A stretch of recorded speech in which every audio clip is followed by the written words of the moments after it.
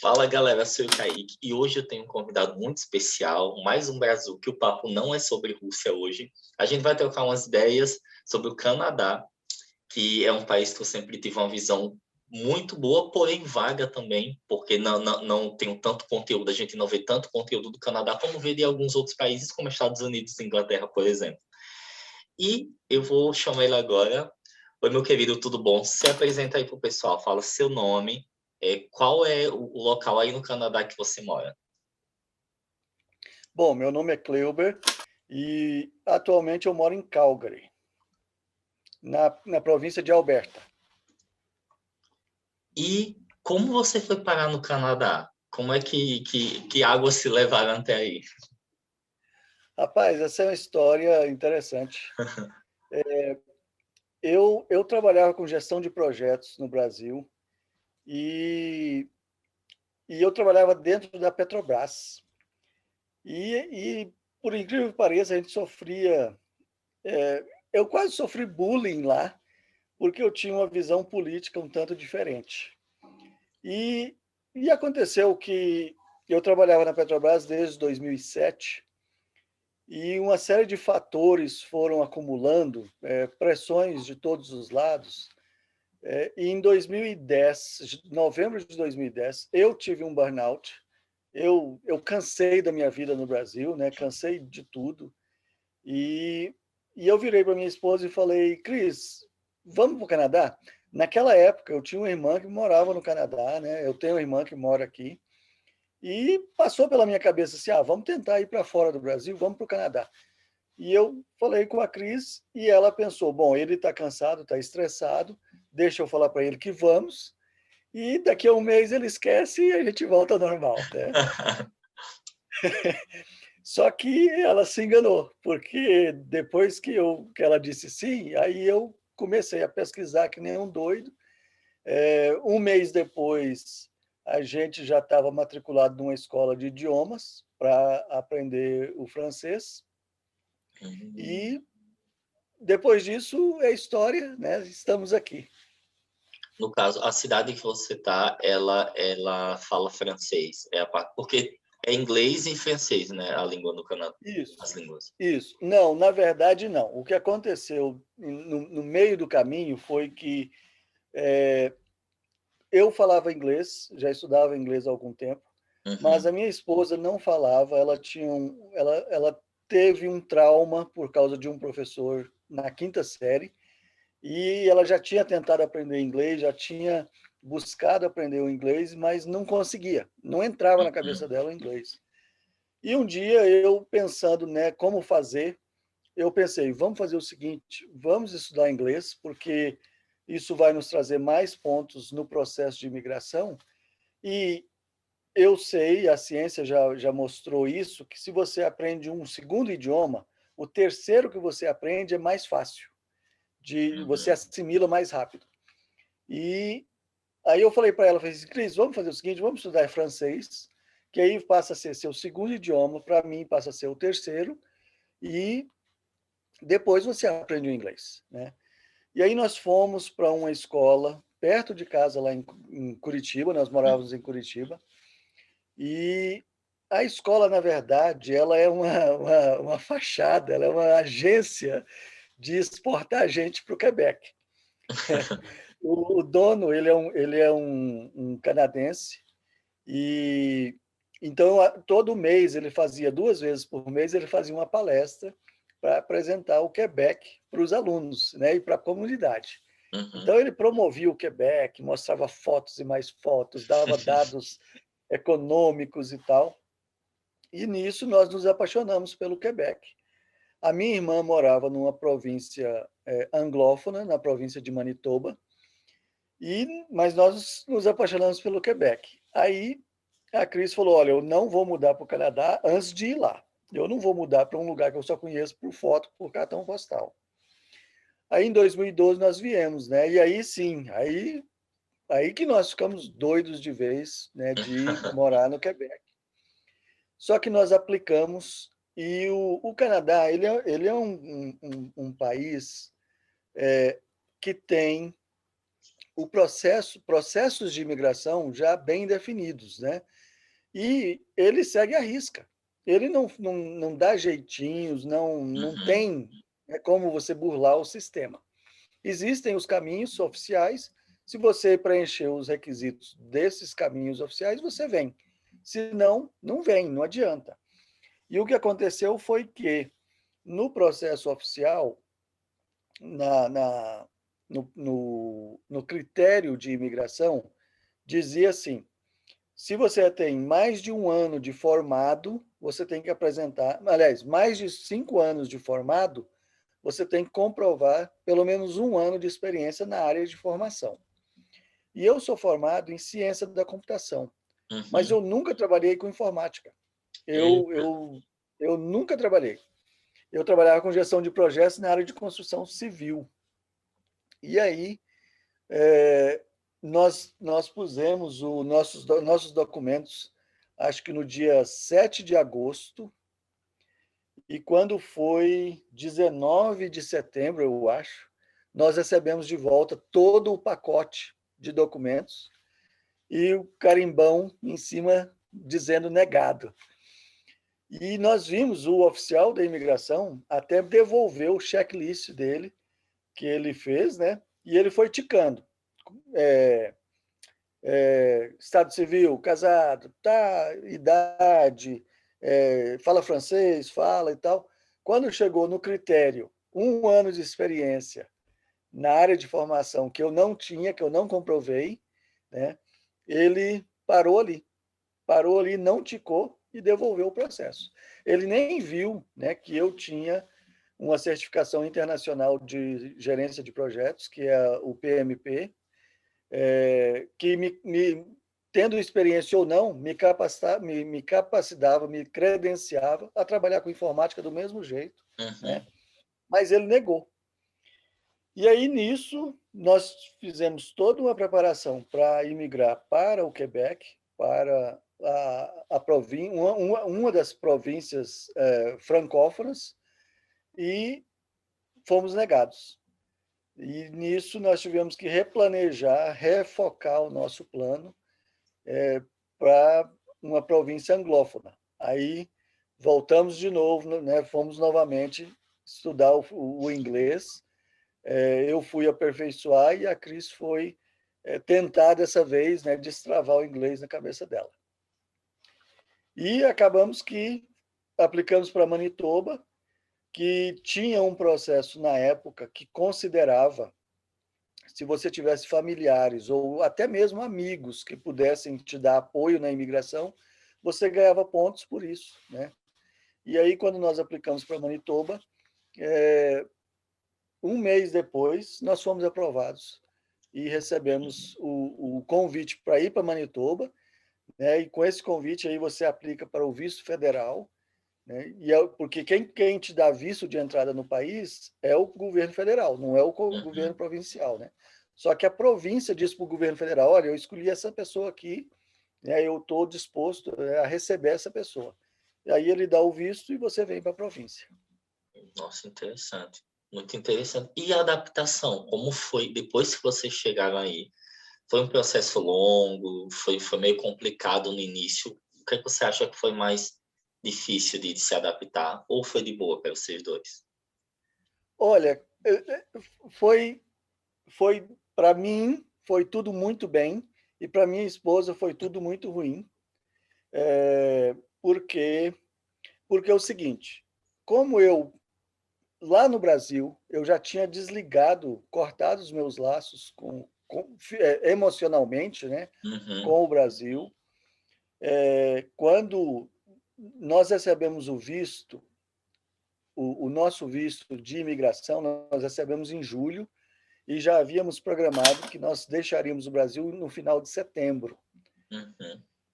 Quando nós recebemos o visto, ali, naquele momento, eu falei para a Cris assim, falei: Cris, a partir de hoje, nós devemos parar com o português, né? Eu mudei meu celular para só inglês, eu deixei de ouvir música brasileira desde julho, eu fiz um shift no meu mindset, né?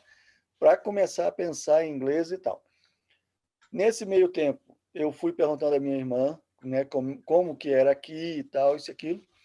Então, eu já vim disposto a Uhum. encarar o bom e o ruim, né? E aquela disposição de abraçar a cultura foi o que me ajudou, né? Sim, sim. Eu, por exemplo, quando eu cheguei aqui, eu estava ansioso por conhecer os canadenses, fazer amizades canadenses. E foi o que eu fiz. Nós chegamos numa quarta-feira, na sexta-feira, eu estou olhando para cá porque a Cris está do meu lado aqui, e Eu ela é o meu imaginei. referencial. Ela é o meu referencial aqui.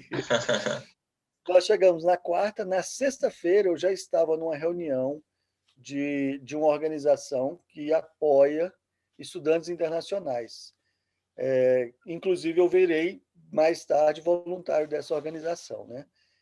A gente, essa organização acolhe os estudantes internacionais, ajuda eles no aprendizado da língua, né? No aperfeiçoamento da língua, na aculturação, né?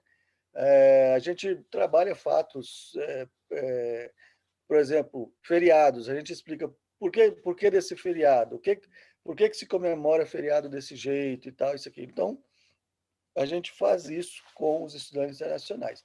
E ali, naquele primeiro momento, eu já conheci canadenses, conheci iranianos, africanos, nigerianos, né? Mais especificamente, chineses. Ali eu já fui bombardeado. O que não tinha lá era brasileiro. Tinha eu, né? Uhum. Eu e a Cris, éramos os brasileiros da reunião. E nisso eu já fui, né? é, Entrando, mergulhando. A gente chegou aqui e nós já fomos mergulhando na cultura. Como a Cris tinha o bloqueio com o inglês, para ela já foi mais difícil.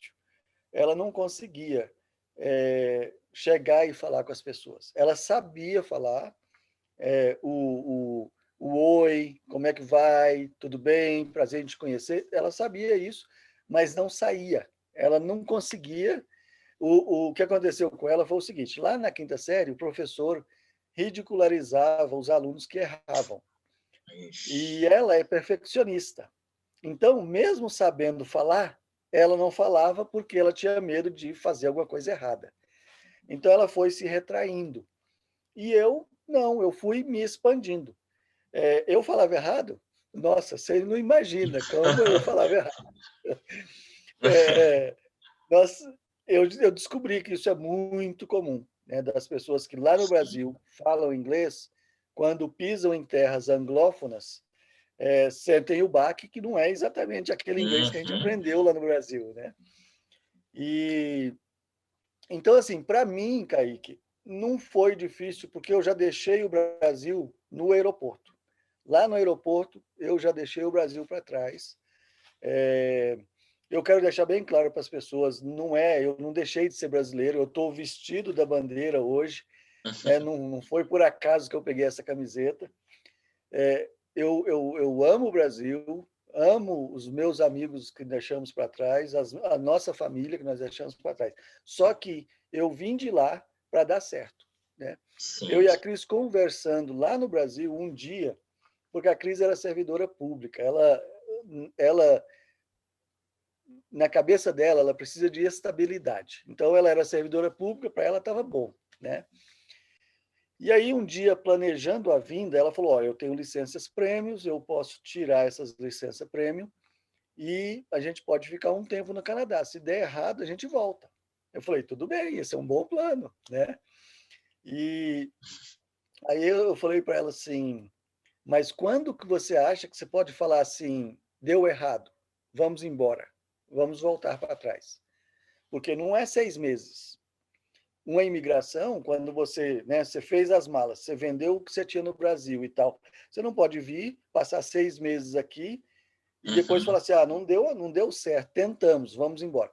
Não, você tem que tentar mais tempo, né? Você tem que lançar raízes para ver se realmente, depois de você ter alguma raiz, é que aí você vai dizer, opa, não está crescendo, parou de crescer, está murchando, vai morrer, né? Que deu errado a imigração. Sim. Eu conheço, inclusive vou entrevistar um brasileiro que imigrou da Europa para cá. Chegando aqui, eles viveram aqui 2 anos, e aí, depois de 2 anos, chegaram à conclusão que a vida que eles tinham na Europa era melhor do que aqui. Aí eles voltaram para trás. Eu já acertei com ele, eu vou entrevistá-lo, e já, inclusive, discutimos isso. Nós sabemos por que deu errado. Né? Então, para mim, foi tranquilo. Eu até hoje, em 6 anos, eu nunca tive 30 segundos de arrependimento, tá? Sabe? Até mesmo, por exemplo, a comida canadense, que para mim, para um mineiro, deixa, Nossa, Minas. Que é, comida deixa, maravilhosa de Minas, meu Deus do céu. pois é. A comida canadense, ó, você pergunta os canadenses qual é um prato nacional, eles não sabem, eles não têm, né? Ah, Alguns vão dizer shepherd's pie, que é tipo um escondidinho de carne moída, né? uhum. Como é que é aquele prato? Madalena, que é que nem uma madalena. É, mas é só isso. Só isso. Todo feriado, o canadense vai fazer o quê? Assar peru, fazer purê de batata, o gravy, e é isso. Você come esse prato.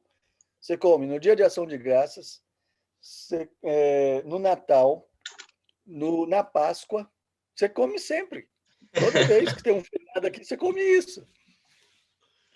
E aí, até a comida, né, que nós chegamos aqui e tivemos alguma dificuldade com ela, depois de um certo tempo, eu até passei a gostar. Uhum. Hoje, por exemplo, uma coisa que eu nunca imaginei. Hoje, por exemplo, eu gosto de comer mais brócolis cru do que o brócolis cozido.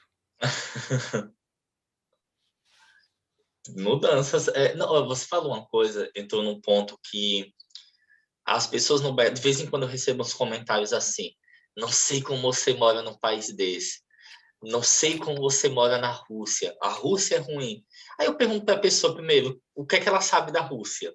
Mas eu já sei a resposta, que ela não sabe nada, ela só está falando porque eu sinto que não todos, mas boa parte do brasileiro, ele não gosta quando um brasileiro sai. E ele sempre quer negativar. Isso é incrível, não sei porquê, mas acontece esse fenômeno.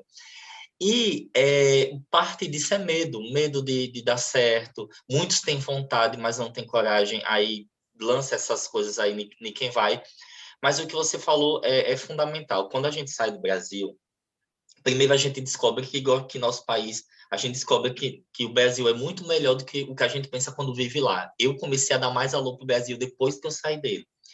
Só que se você não desliga, se você realmente não vem disposto, você não consegue ficar, porque o pequeno problema que você tem no exterior torna-se uma coisa gigante. Você fica, mas no Brasil tinha isso. Aqui tem muito brasileiro que odeia estar aqui e reclama sempre, assim, eu sempre discuto com alguns brasileiros aqui, eles falam, não, que a comida é uma porcaria, porque são porcaria, porque eu não gosto do povo russo. Eu digo, gente, vocês não estão vivendo a experiência aqui. Vocês estão vindo, encontrando outros brasileiros e fazendo mini Brasil aqui. E muita gente volta. Volta porque acaba só focando, só com a cabeça lá no Brasil, o corpo aqui. Você tem que sair, total. Eu concordo com você. Isso é fato. E dando gancho nisso, eu queria perguntar sobre os brasileiros aí. Se vocês conhecem muitos brasileiros aí e se também existe esse fenômeno de mini Brasil por aí. Você já viu gente se juntando e aí não aprende inglês, aí fica aquela coisa complicada. Pode falar. Olha, Kaique, para te ser muito sincero, eu até cometi, esse foi um dos erros que eu cometi na imigração, porque eu vim tão focado em dar certo, tão focado em me tornar canadense, que eu eu não queria contato com brasileiros. Eu não queria. E esse foi um erro, porque Extremo, né? exatamente, eu fui para o outro extremo, eu pequei pelo excesso, né? Eu estava, por exemplo, o nosso caso, eu estava super feliz e a Cris estava entrando em depressão. Por quê? Porque ela não conseguia mais se comunicar. Ela é professora e ela passava os dias calado. ela chegou a desenvolver um pânico de sair de dentro de casa, sabe? Ela tinha medo de sair de dentro de casa, dar com alguém que fosse cumprimentá-la em inglês e ela não conseguia responder.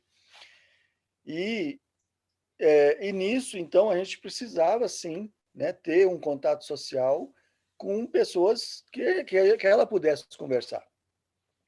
E aí nós sim conhecemos muitos brasileiros, inclusive, paradoxalmente, eu participei da fundação do Conselho de Cidadania de Winnipeg, Conselho de Cidadania Brasileiro em Winnipeg, e eu ajudei, né, porque eles pediram voluntários, e eu sou voluntário sempre, para participar das reuniões, para pensar um conselho de cidadania